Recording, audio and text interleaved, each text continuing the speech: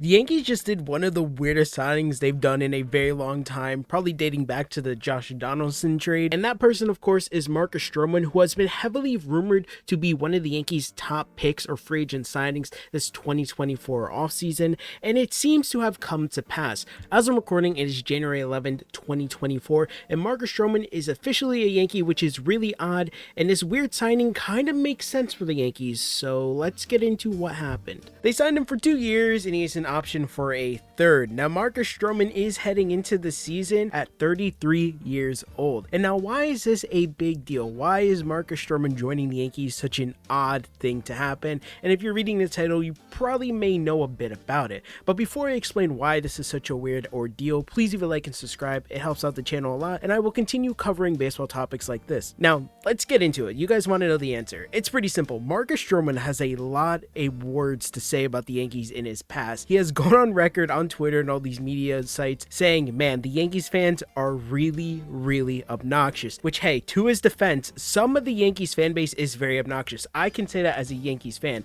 I think part of the fan base definitely overplays themselves and overreacts to certain scenarios, and I guess that's a given when it comes to the sport of baseball. But Marcus Stroman being one of the pitchers that the Yankees go out and get this offseason was not something a lot of people had on their bucket list. Now, for many people, everyone thought Yamamoto was going to be a Yankee, but it seems like Marcus Stroman is the replacement at the moment. Now, of course, we know they're not on equal footing, but let's just talk about what Marcus Stroman has done with the Cubs the last couple of years. His first half ERA was 2.96 and his second half ERA was 8.63. Marcus Stroman is not coming off of a hot season, even though he was an all-star previously. Now, with the Cubs, he did eventually end the season with a 3.58 FIP, a 1.259 WHIP, a 7.9 hits per 9, and a 7.8 strikeouts per 9. His ERA totaled at 3.98, and he pitched a total of 136 innings. Now, Marcus Stroman, right, he's an inning eater. Now, of course, when you look at those statistics, you might think, oh, that's kind of odd. He's done well in the last couple of seasons, and he had a really good first half. Well, in the Yankees' perspective, I think they're looking at Marcus Stroman as kind of a fifth starter or fourth option. I really do think Marcus Stroman isn't going to be the best thing in the world, and I generally think it's very odd that they went out and offered him 2 years with an opt-out in 3. This is almost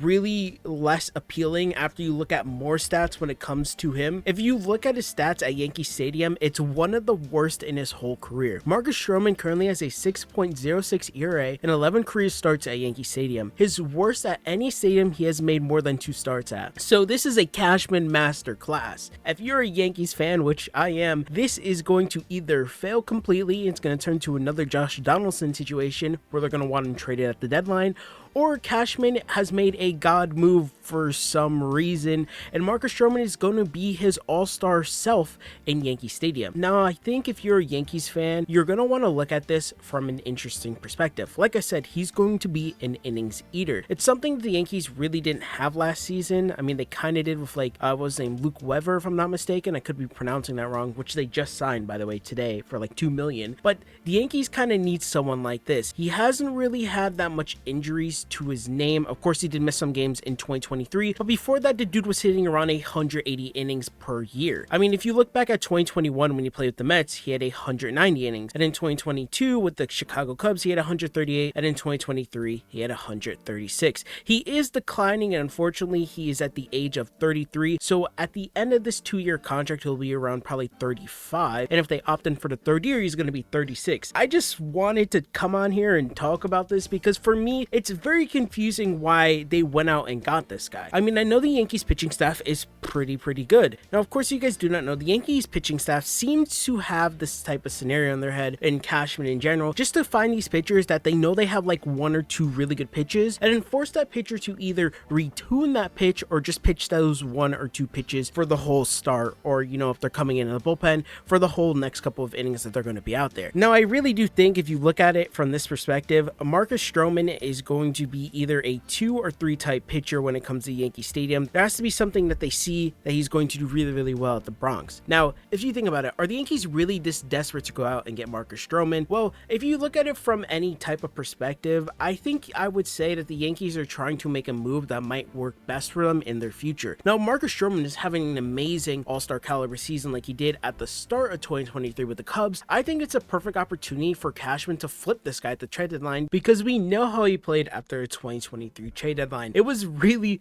bad. Now, another option to think about too when it comes to this whole ordeal is that even though Marcus Stroman isn't the best pitcher, you got to look at the free agent market. Blake Snell and Jordan Montgomery are two of the pitchers that seem to be getting a really big contract. Jordan Montgomery, or Monty if you're a Yankees fan, or just, you just know, if you know, you know. But anyways, Monty seems to be getting a really big contract for multiple years, which he rightfully deserves after pitching pretty well for the Rangers and the Cardinals after getting traded from the Yankees. Now, Blake Snell, of course, is coming off of a Cy Young season. I assume Blake Snell is going to want to find a home that is willing to compete for World Series every single year because he's all about winning. And if you know Snell can pitch. Now, of course, I don't think Snell is going to be someone that kind of falls off immediately, but if he wants a long-term contract, it might get a bit iffy when you think of a scenario where maybe Snell just gets aged. I think Marcus Stroman at 2 years is pretty decent if the Yankees didn't want to go out and spend a ton of money on Blake Snell or Jordan Montgomery for like a 6-year contract worth like 200 mil. I think this is a great middle ground when it comes to a contract and just a pitcher in general that's probably just going to pitch in your 4th or 5th rotational slot. Now, of course, we know Marcus Stroman is going to have this type of weird energy with the fans right now,